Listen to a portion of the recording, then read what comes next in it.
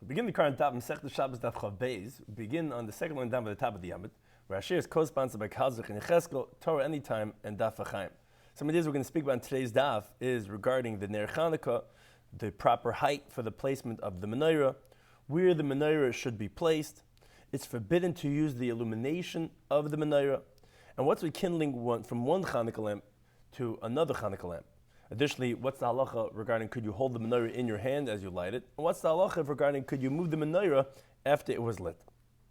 So Gemara, actually from the previous daf, from the same Amoira, had said regarding the Ner Chanukah, the maximum height of the menorah, that we said that the Ner Chanukah, which is above 20 amas, is going to be possible. And the reason for that is because like Kesukah Kamavoi, just like a sukkah, as one could see in the picture, or in the Mavoi, where if loy shalt be'eni, not able to see because it's too high, that's the same thing we said regarding the Ner Chanukah. Now we continue with the same Amoira, says a famous Agadic teaching.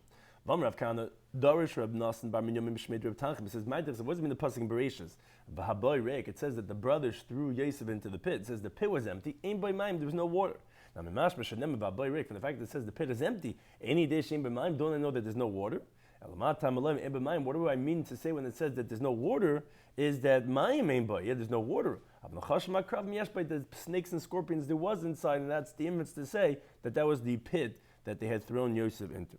Now we continue on the theme of regarding the placement of the menorah to fulfill the mitzvah of Ner Chanukah. So Amar Rabba says Ner Chanukah, the mitzvah of Ner Chanukah is mitzvah lahanicha. The mitzvah is to place it either in the courtyard or by the Rosh Hashanah, but it has to be like by the opening of the house, whether it opens up into the courtyard or into the Rosh Hashanah. But tefach hasmuch lePesach, in the tefach, the handbreadth that's closest to the entryway.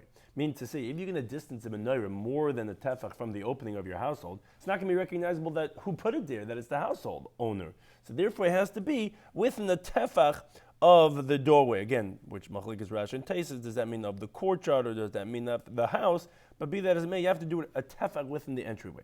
Now, says the Gemara, and where exactly is it placed? There's two sides of an entryway, so it's a Machlikis. Rav Acha Bered Rabba Amma, he says, Miyamin. From the right side of when you're entering, it should be on your right side. Rabbi Shmuel, Midifti, he says, Mismael should be on the left side.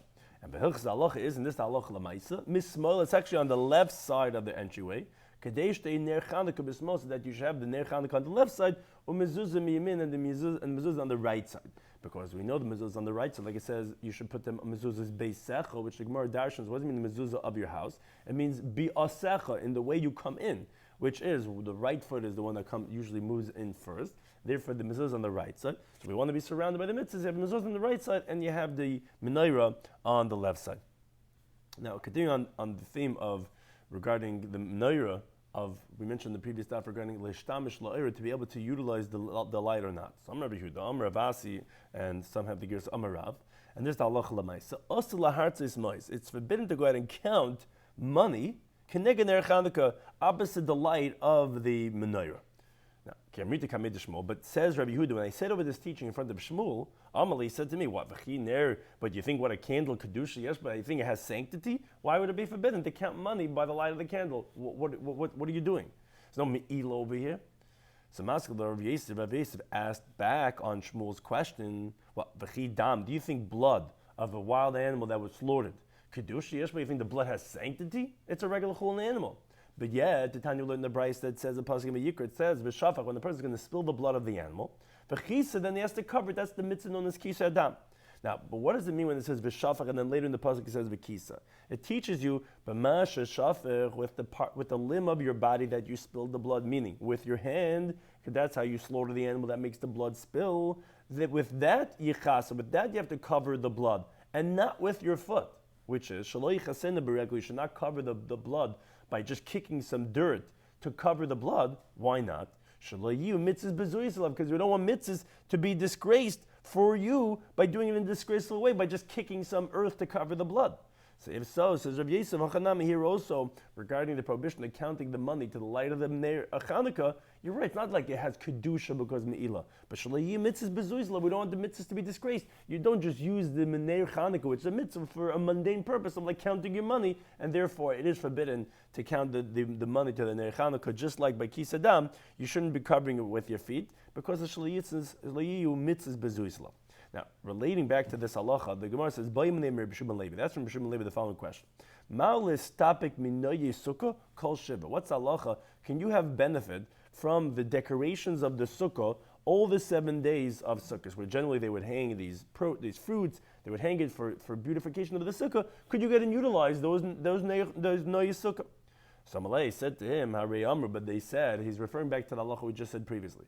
But they said, you're not going to go ahead and count money opposite the light of the Naira. So you see, if you can't have benefit by counting money because it's disgraceful for the Ner Chanukah, then of course that's going to answer your question. You cannot use the noyes sukkah because that's considered utilizing it for your own mundane purposes. So Amr Rav Yisrael responded to the answer. He says, Mari da Avram, master of Avram, meaning it's like a terminology of a wonder. Tali, they're making the halacha of the sukkah, which is Tanya, which you learn the Bryce explicitly, as the Gemara is going to shortly explain. You make it dependent, but deloy Tanya. In the halacha of Ner Chanukah, which is an Amarog teaching of Ravasi, which is not a Brysa, like he says, Sukkah Tanya, Sukkah is a Brysa. Chanukah loy Tanya, that's not learned in the Brysa, as he explains. Why are you answering to me the question of Sukkah from Ner Chanukah, which Sukkah is a Brysa, and Noy Sukkah is not even a Brysa, it's not the Tanoik teaching, it's a late Amarog teaching, Tanoik learn the Brysa. If someone goes and he makes the schach of a sukkah according to the halacha, the itra bekramim, he beautifies the sukkah with colored curtains, with a sadinam tziyarin, and with embroidered linens. V'talaba geyzim, and he hangs nuts, afarsakin, peaches, shkedim, almonds, rimonim, and pomegranates. U'pachila novim, and you have clusters of grapes. V'atarish shel shibalim, and you have these crowns of grain. Yenis, wine, shmanim, oils. You have some people, you see they hang the oil from the schach, v'salosis, and fine flour. Says the Brisa, and this halacha that we're proving, asal is topic, man. You see clearly it's a Brisa. You now go ahead and have benefit from the noyes sukkah. Ad matzayam teba achron shel chag, until it's after the last day of sukkahs, meaning after simchas Torah. The halacha is it's huktzah machmas mitzvah. It's considered muktzah because of the mitzvah, or as it sounds like from our Gemara, that it's actually forbidden because of bizum mitzvah, which Tais discusses actually has both halachas, and he explains why you need both. But it's forbidden to go ahead and use the noyes sukkah. Now, but if you made a stipulation, you made a t'nai. As the Gemara Masechtas Beis Daf Lamed Beis explains, how can you make a t'nai? You say that the whole Bein Hashmashas, when Yom Tov is starting the first night, you say that I don't want to separate myself from its utility, so therefore the sanctity is not going to take effect on it like the noyes sukkah, because you're stipulating, because some other condition obviously doesn't help. If it's part of the mitzvah, you can't say like the walls of the sukkah, you're making a stipulation. But the noyes sukkah, you're saying I'm not really being mevatel myself to it, and therefore it doesn't become huktzah mitzvah. So then hakol if it's tonight, then everything goes according to the stipulation, and you could do that. It seems from the Paiskin that to go ahead and make the condition on the noyes sukkah, they're not being mevatel. But one thing is, why are you answering my question regarding noyes sukkah that it's forbidden? Because you see Ner Chanukah, noyes sukkah is a brisa, Ner Chanukah is not. And rather, Rabbi Yisrael says, Avuha the Kula, rather the father of them all, meaning the source that you learn that all of them, that the halacha of biza mitzvah, that it's forbidden to have benefit, is from dam, which is, like we mentioned before, covering of the blood, which you learn that from a pasuk. It says v'shafach v'chisa, that you spill the blood and you cover it, which we explained the reason is why you have to do it with your hand, just like what you spilled it with, is so that shlei mitzvah d'zuylav, that's the source. You're right, we don't have to answer from Ner Chanukah. Ner Chanukah is Amarag teaching. No, Ner Chanukah and the noyes sukkah, you can be learning out from the mitzvah of kisa adam. Which Taisus wonders, why would noyes sukkah have to learn that from kisa adam? Why can't you learn it out from the atzei sukkah, as the Gemara brings in Beis Daf Lamed Beis from a pasuk?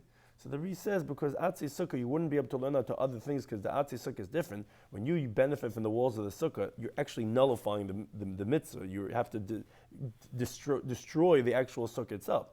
But by noyes sukkah, or counting money by the light of the candle, you're not being mavatla any mitzvah. You would think you could do it here also. When you're covering the blood, you're not being mavatla when you're kicking it. It's being a bizu mitzvah. So therefore, that's the source that we're learning out for all these other halachas, including noyes sukkah and ner Chanukah, that you're not allowed to go ahead and have a personal benefit from it, because that's considered disgraceful for the mitzvah. Now, continue on this theme, the Gemara has 3 different machlekes between Rav and Shmuel, and one of them is going to be related to the halacha that we're discussing over here. Itma, we learned like this. Rav says, Ein madlikin miner lener. You're not allowed to light the ner Chanukah one candle from the other one, as the Gemara is going to explain the reasoning shortly. Shmuel Amei says, no madlikin, you are allowed to light from one to the other. That's how we rule. Now, additionally, Rav Amar, he says, Ein matirin tzitzis mi beged lebeged. He says, you're not allowed to unfasten tzitzis, the strings, from one garment to another garment, to place it from an old talus to a new talus. And the Gemara Menachos explains what's the reasoning of this opinion, why it would be forbidden. But a Shmuel, we actually rule like him, matir mi beged lebeged. You're allowed to take off tzitzis from one garment and put it onto another garment. Additionally, another machlok is Rav Ami says, Ein halacha krib shimon begreir. The halacha does not follow krib shimon regarding when you're dragging something on the ground. Shmuel Ami says, no halacha krib shimon begreir, which is, as we rule, the halacha is like krib shimon regarding when you drag something, which is a well-known halacha. We'll see later on Masechta Shabbos. Krib shimon holds davar she'ein miskaven as mutter. If you're doing a malacha that's not what's called psik reish, not inevitable, and you're not intending to do it, then it's going to be permitted. So although when you're dragging the bench on the ground, you're making a ditch, which is a derivative of chayrish, or if you're doing in the house of baina, but since you're not intending to do it and it's not inevitable, then it's going to be permitted. It's not a violation of the malacha. Now, why we're mentioning these three is because although generally the halacha is like Rav, what's called bi'isuri regarding prohibitory law, which these are, that's in contrast to monetary law, but these three cases are an exception, and therefore we're putting these three halachas together.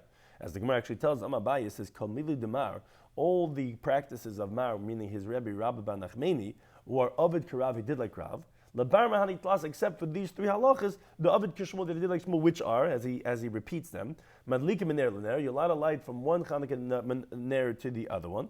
Umatir mi beged lebeged, you could take the tzitzis from one garment to put on another garment. But halacha krib shimon begreir, the halacha follows like krib shimon by dragging, that it's going to be permitted. Which is, where do we find this halacha of krib shimon? The Tanakh, learn the Brayso, Reb Shimon says, Ger adamita, a person allowed to drag a bed, kisei a chair, besavs on the bench, ubavach leiskaven, lasses charetz, as long as he did not intend, so it's what we call davar she'ein miskaven, you're not intending to do that. And again, it's not inevitable, so therefore then it's going to be permitted.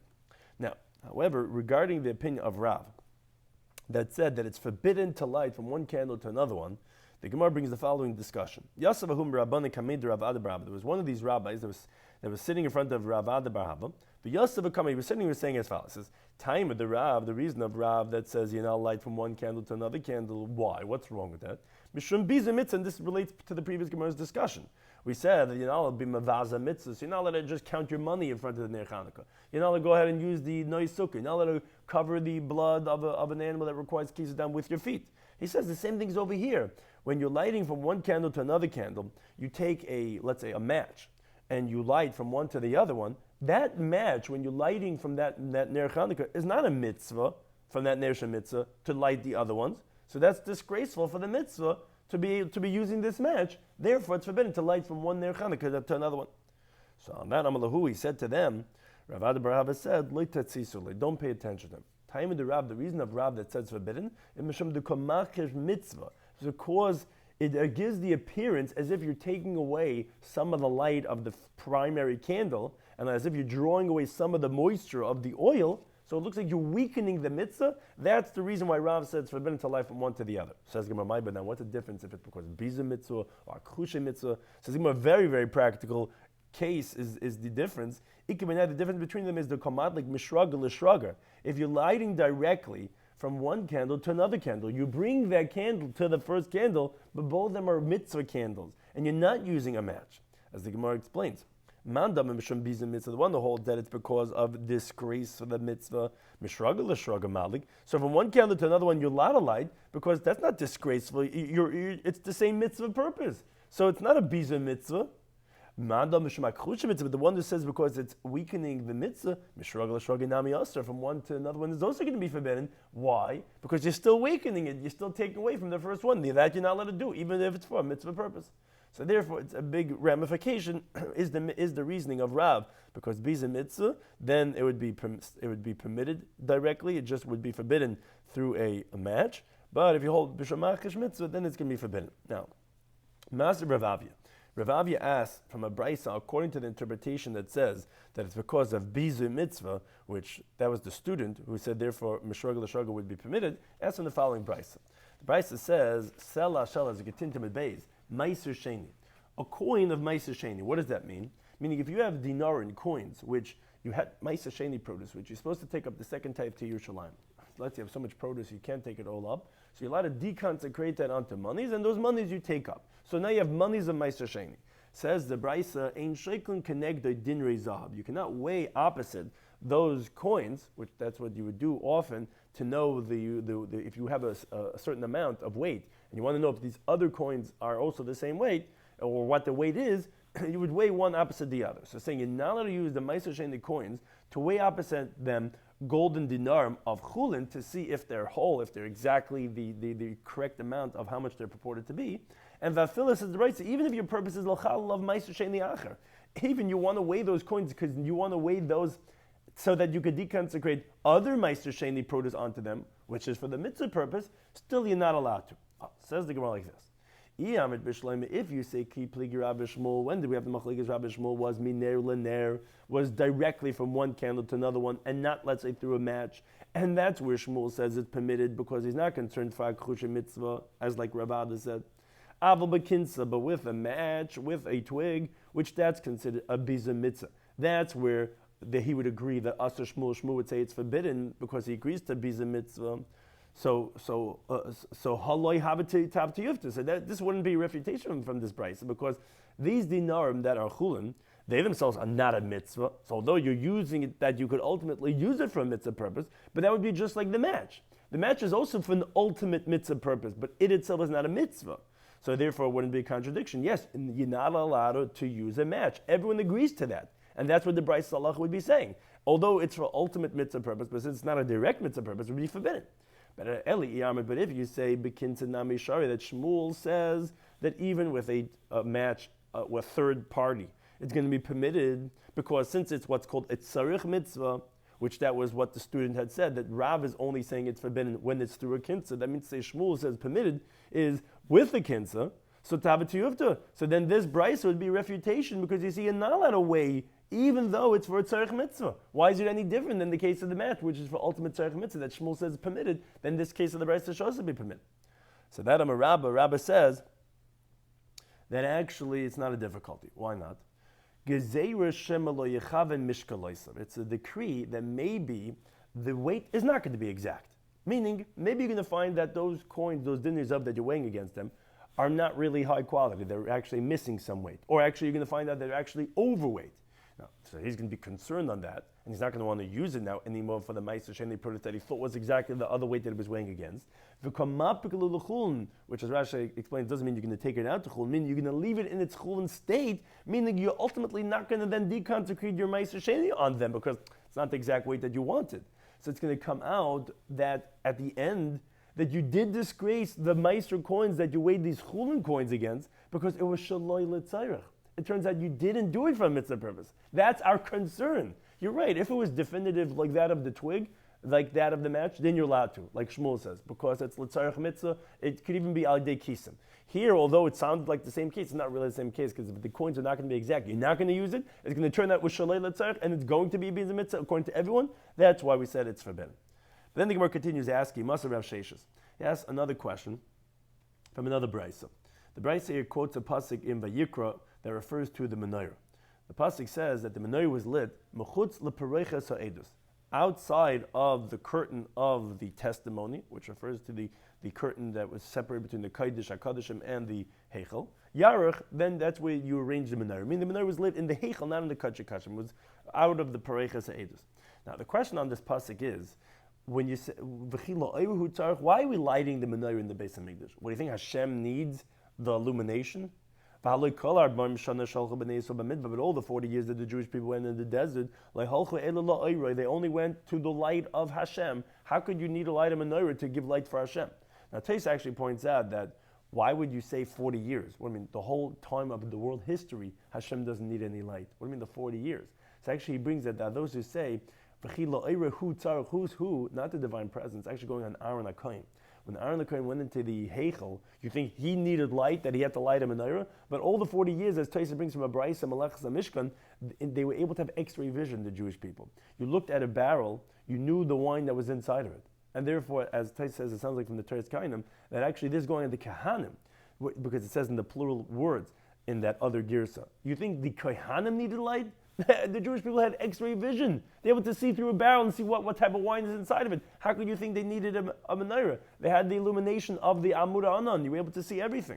The problem is, Taisa sounds like elsewhere that it's going on the Shechina, but those are the two different interpretations. Either do you think the divine presence needed the light? Do you think the Kahana needed the light? Or rather, so why did they light the menorah? Eidus, and that's what the pasuk would bring. It's mechutz lepereiches ha'edus. The menorah is testimony to anyone who comes into the world. Shashchin Asher B'Yisrael, that the divine presence rests among the Jewish people. So the Gemara asks, my edus. What do you mean? You tell me you don't light the menorah that anyone could see. You're saying you're lighting it because it's a testimony, like it says in the pasuk. What type of testimony is the menorah doing? Some Rav, he says, Zunir Maravi. This refers to what's called the western light. Now, there's a machlekes in Menachos. If you say the menorah was placed from east to west, which means that if you were walking into the Mishkan, it would be in a longitudinal line, it would be a straight line to you. That's how the branches were made. So then the name Maravi, quote, the western one, you're coming in from the east, that would actually be the second one from the outside, from the east. Rashi explains why that would be. A little bit lengthy discussion regarding, because it has to be Lefnei Hashem. The outer one most cannot be Lefnei Hashem, but we don't want to pass what's called Mavirin ala Mitzvahs, so it cannot be the outermost one, but it would be the second one, would be the one Lefnei Hashem. That's called the Ner Maravi. But according to the one that says that actually when you walked into the Mishkan, it was actually from north to south, which means to say that it was latitude, it was horizontal, then actually the middle one was called the Ner Maravi. I think that's the one that's more popularly known as Ner Maravi, because all the other ones were faced towards that middle one, and that was the one that was facing towards to the west. Therefore, that was called El Mul Pnei HaMenorah. That was the middle one.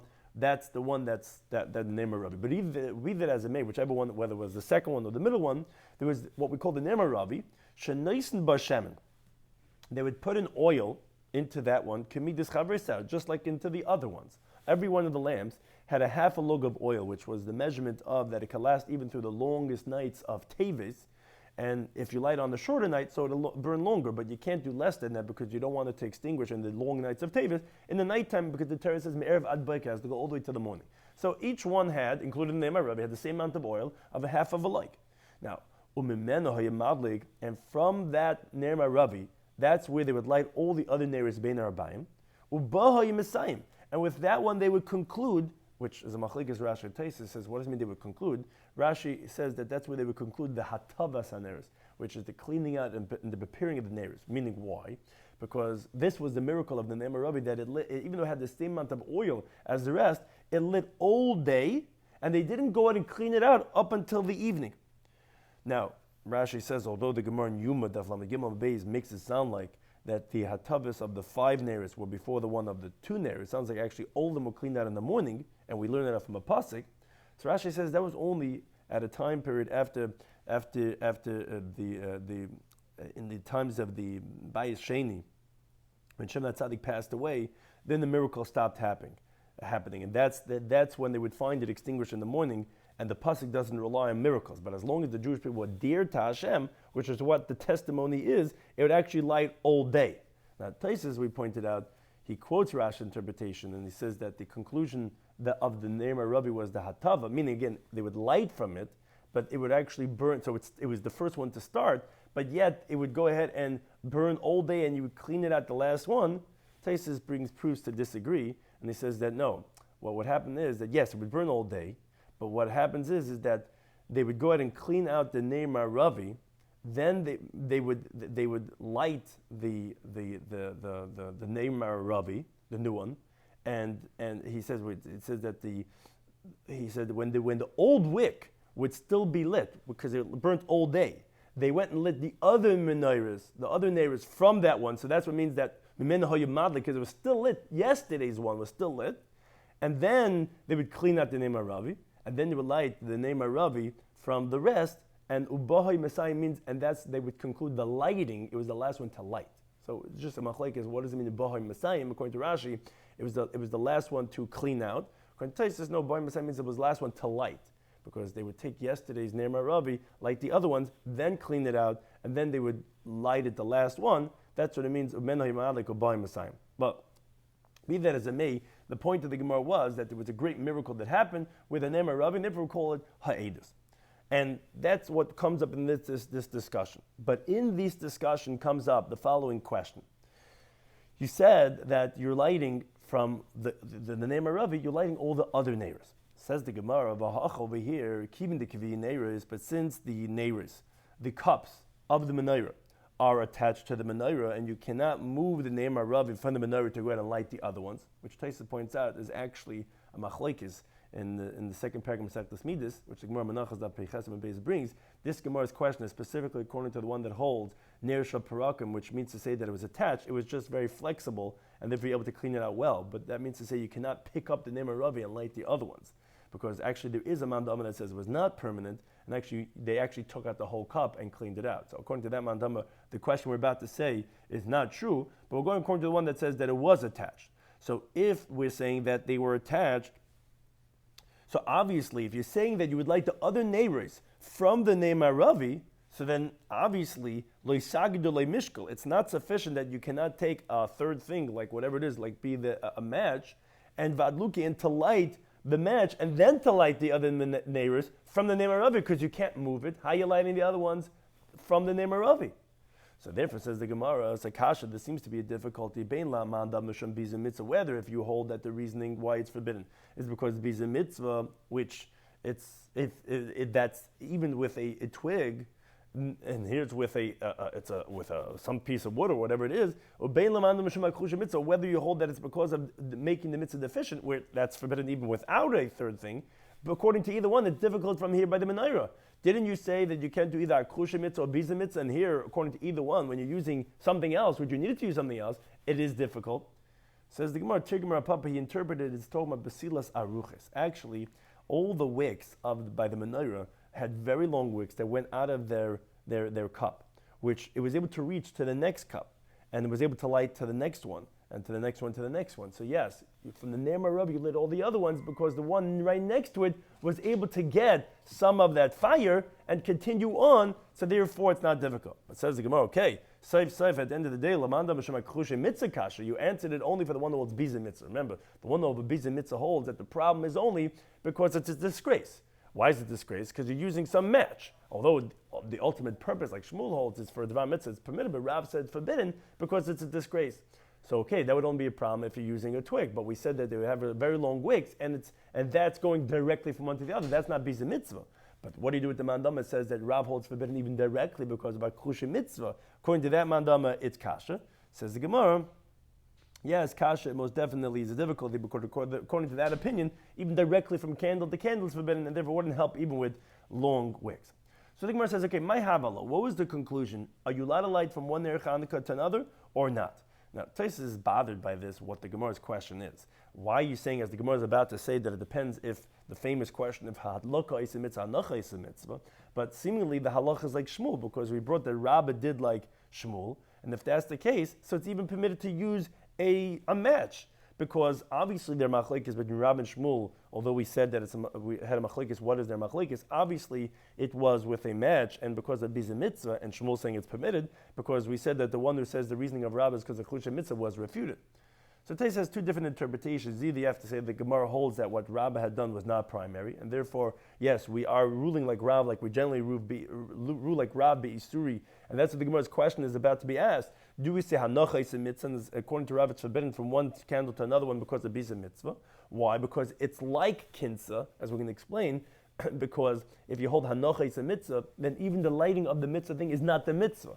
It's still like for the ultimate purpose, but not a direct purpose. Or do you say hadlaka is a mitzvah, and therefore it's going to be permitted, like the menorah, like we found that you're not concerned about Chlusha Mitzvah. Or another interpretation, it brings from the Rivam, that no, the Gemara's question is like the way Rabbah had done, like according to Shmuel. But the Gemara's question was, maybe it's not like we said before. Maybe from one there to another one, maybe is Biza Mitzvah. And Rabbah would say it's forbidden. Why didn't you say that for sure would be permitted? No, because if you say hanacha is a mitzvah, it's not the same as the menorah.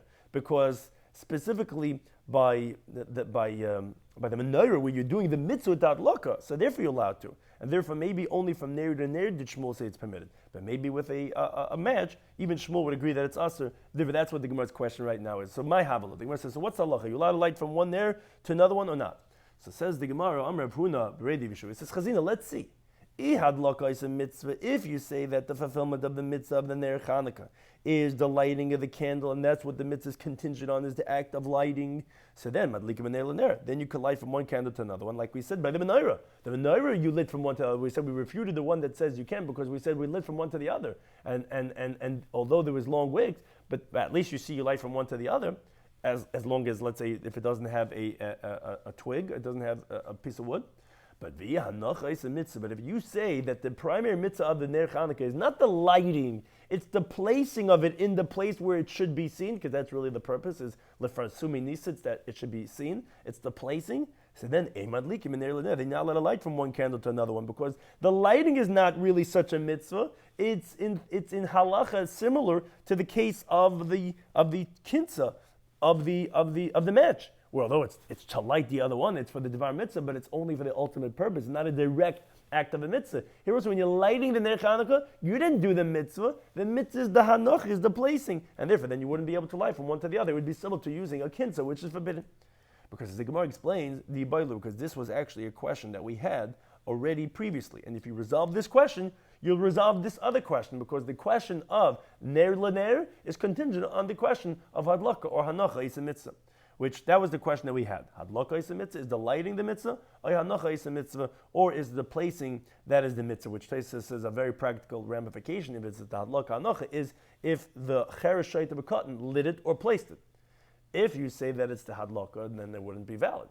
But if you say Hanocha, it would be, and the opposite is true also. If a Cheresh Shaita B'Katan, if an adult lit it, and then Cheresh Shaita B'Katan placed it, so then if the Hadlaka is the mitzvah, then you did it, and just the putting down is just something, a hechsher mitzvah, but it would be valid, and therefore that would be a very practical difference. So what's the halacha? So says the Gemara tries to bring a few different proofs regarding this question. Tashma in the Brisa. To come in here, the Amar Rabba that Rabba said, and I'm a Ruk teaching, he says, and this is the halacha, toughest Ner Chanukah. If someone was holding on to a menorah in his hand from when it lit until it went out, and he was just standing there. Now, it doesn't necessarily mean he has to stand. That's just how the Gemara says it. So Allah is la'asab l'kom. He hasn't done anything. You have not fulfilled your mitzvah of Ner Chanukah. Now, Shmamina, from this halacha you could infer, obviously Hadlaka is a mitzvah. Because if Hadlaka is a mitzvah, you did the Hadlaka. Obviously, it's the placing down that does the mitzvah, and that's why you didn't fulfill your mitzvah. Says the Gemara, no, Hasam over there, the reason why, and this actually as the halacha has it, is because Haraya Aimer, the one who sees, is going to say, why is this person holding this? Because he obviously needs the light. That's what he's holding. He needs to be able to see. Therefore, you didn't have the recognition of that. You're doing it for the miracle. That's why it's not valid. Because the Pesumim Nisa, but really could be Hadlaka is the mitzvah, but the problem is you don't have the piercing of the nest. So Gemara says, Tashma, let's bring another raya from a different teaching of Dama Rabbah. Says, and this is also halacha l'maisa, says, Hidlika b'fnim. If someone went and lit a menorah, lit a candle inside the house, and then v'itzi, he went and he took it out, luchutz outside. As we said previously, that you have to place it on the outside of the house. It has to be in the tefach outside of the house. Says the halacha lo yaseh klum, he hasn't done anything. Now, says the Gemara, if you say the hadlaka is the mitzvah, so hadlaka b'mekayim, the lighting has to be in its place. So mishamachi lo yaseh klum, that's why he hasn't done anything, because since that's the mitzvah, it has to be done in the place where it's obligated. So therefore you didn't fulfill it. Eliyamar hanocha is the mitzvah, but if you say the placing is the fulfilling of the mitzvah, amai lo yaseh klum, why haven't you done anything? You placed it in the right place, you lit it inside, then you took it outside. So why is that not fulfillment? If you placed it in the right place. If you say the lighting was done in a place where it's not the right place to light. So obviously you see that hadlaka is a mitzvah. Says the Gemara, no, hasam nami, there also the same reason. And this is the halacha.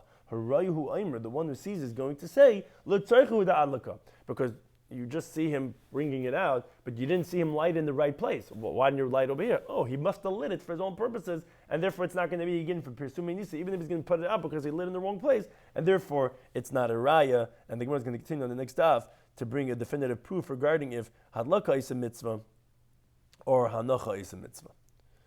So many days we spoke about in today's daf, in Shabbos Daf Chav Beis,